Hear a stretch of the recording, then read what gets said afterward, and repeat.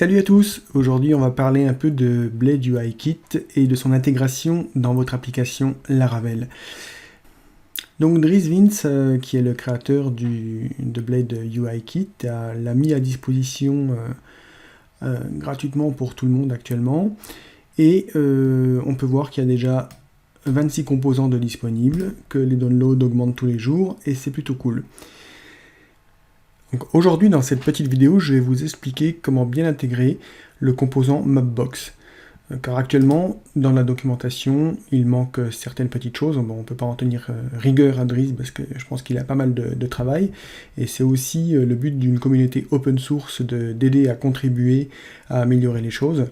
Donc je vais vous montrer ça tout de suite. Donc on va sur la partie documentation, on va dans le sous-chapitre Maps et on a donc la documentation pour Mapbox. À savoir que ce matin, j'ai soumis une demande de modification de la documentation à Dries.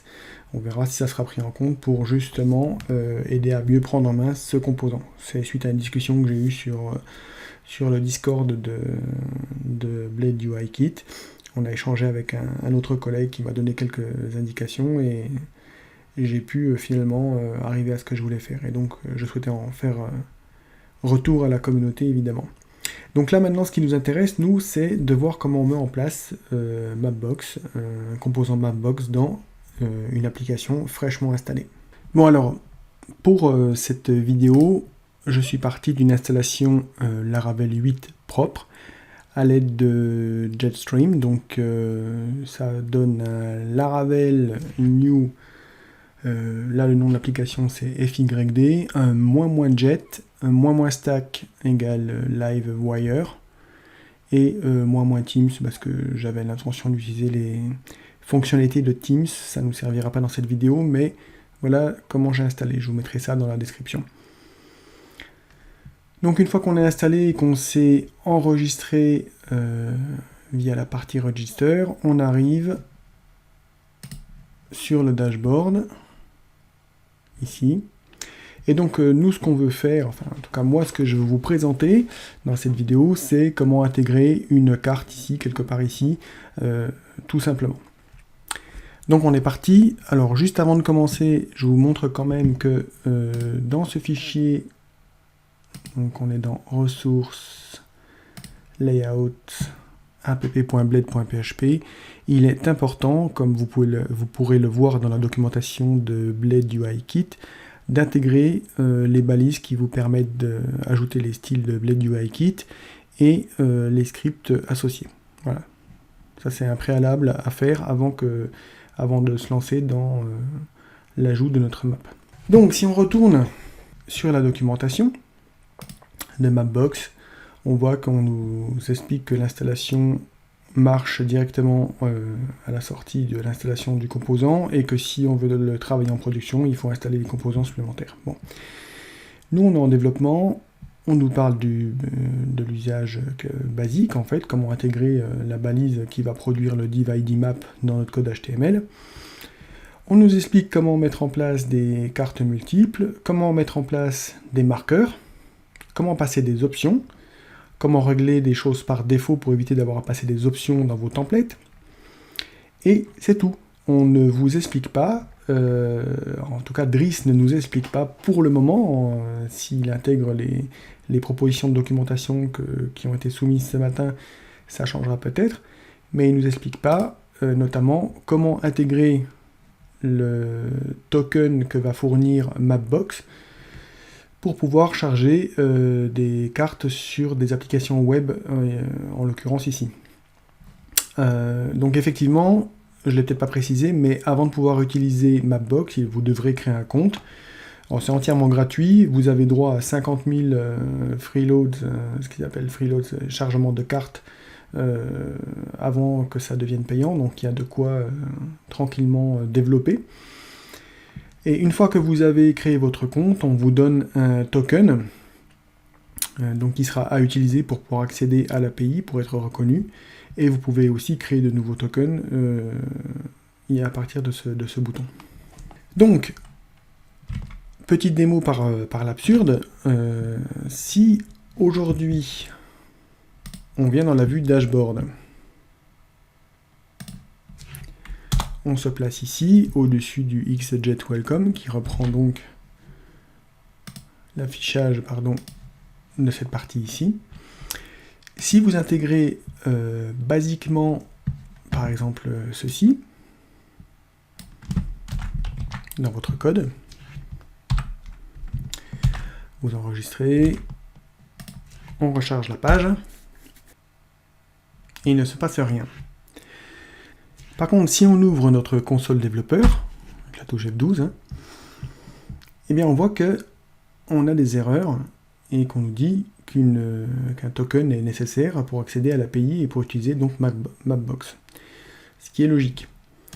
Si maintenant on fait un CTRL U pour voir le code source ici par exemple, et qu'on regarde la fonction qui encadre notre Mapbox ici, on voit bien qu'il passe les coordonnées du marqueur que l'on a demandé.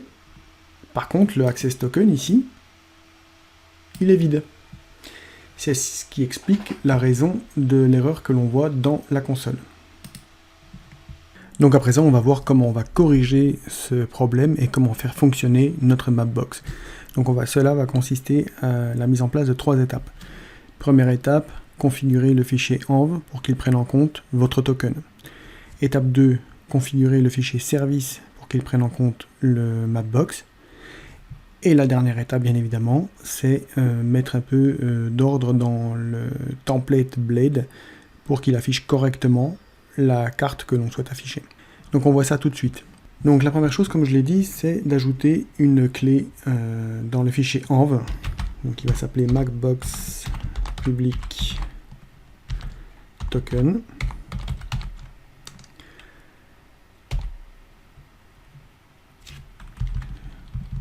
Public avec un C, pas avec un V évidemment, sinon ça ne marchera pas. Et dedans, on va aller y coller le token récupéré dans votre compte Mapbox. On enregistre, ensuite on passe au fichier config services.php. On va lui ajouter une entrée dédiée à Mapbox. Alors, pardon, c'est entre quotes. Et dans le tableau de paramètres, on va lui indiquer que public token correspond à l'entrée Mapbox public token de notre fichier d'environnement. Pareil, on enregistre. Et enfin, on va retourner dans notre dashboard.blade.php qui se situe sous le répertoire ressources views. Et là, on va aller modifier l'exemple qu'on avait pris du site officiel. Et sachant qu'on utilise Tailwind CSS, on va lui passer quelques paramètres pour afficher correctement notre map. Donc je vous mettrai tout ça dans la description de la vidéo afin que vous n'ayez pas à retaper en suivant la vidéo mais en faisant un simple petit copier-coller car je pense à vous et à vos petits doigts. mt-6. Voilà, donc ça c'est la partie CSS, c'est pas le plus intéressant. Maintenant on rentre dans vraiment ce qui nous intéresse ici. On peut passer des options directement dans la directive et c'est là qu'on va pouvoir rentrer les coordonnées de notre map et en l'occurrence on va pouvoir passer l'option center qui va nous permettre donc de centrer la carte à une position GPS précise. Et donc là il reste à rentrer les coordonnées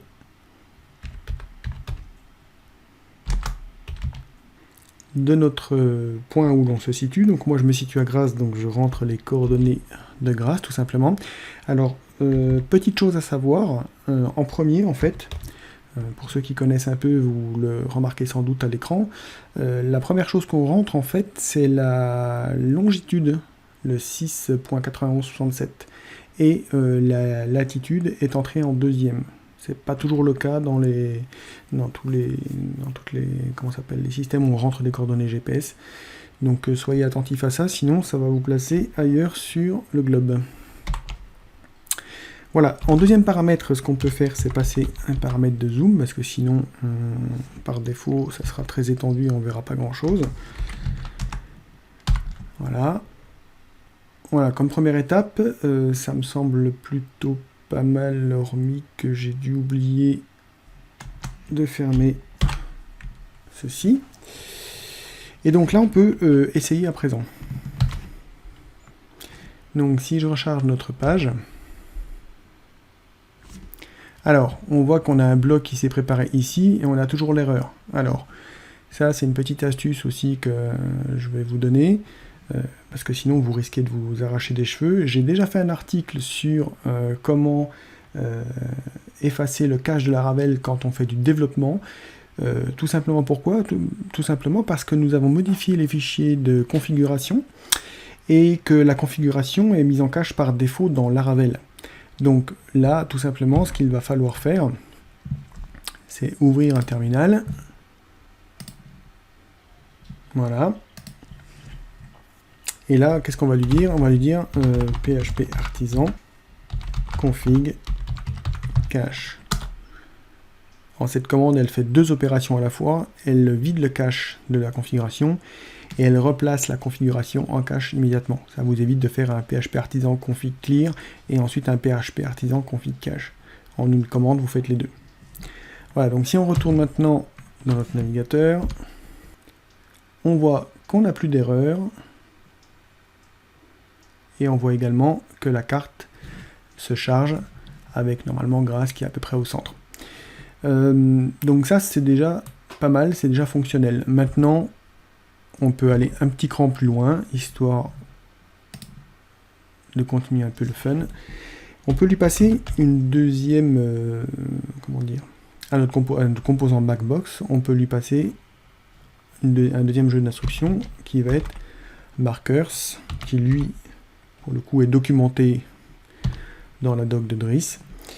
Et on peut lui dire qu'on souhaite placer un marqueur à une coordonnée particulière. Et donc, on va pas faire de choses sensationnelles, on va juste placer un marqueur sur notre ville de Grasse, tout simplement pour que ce soit plus visible. Voilà, pas d'erreur de syntaxe, on est bon. Et maintenant, si je recharge notre page, on voit bien notre marqueur qui est apparu donc directement sur les coordonnées de la ville de Grasse. Maintenant, si on zoome, on voit bien que c'est la ville de Grasse qui est ciblée. Donc voilà, on a tout qui est fonctionnel. Encore une fois, cette petite vidéo elle est là pour vous aider à prendre en main ce composant, parce que, comme je l'ai dit en début de vidéo, en l'état actuel, la documentation n'est pas super complète. J'espère que les propositions de correction que j'ai effectuées seront prises en compte et intégrées dans la documentation, ce qui permettra à tout le monde de s'en sortir plus facilement. Mais en tout cas, voilà, c'était pour vous montrer une petite prise en main de ce composant et de la simplicité surtout que cela nous permet grâce au travail qui est fait en arrière-plan par Driss et le package Blade UI Kit qui, je pense, va aider beaucoup d'entre nous. Voilà, écoutez, je vous remercie. Si la vidéo vous a plu, n'hésitez pas à mettre le petit pouce bleu comme d'habitude. N'hésitez pas à vous abonner parce que je produis du contenu régulièrement de ce genre, des petites astuces et autres sur Laravel.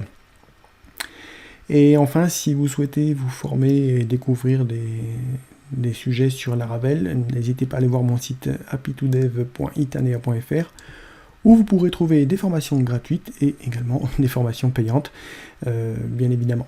Voilà, il ne me reste plus qu'à vous souhaiter une bonne journée, un bon coding et à très bientôt. Ciao.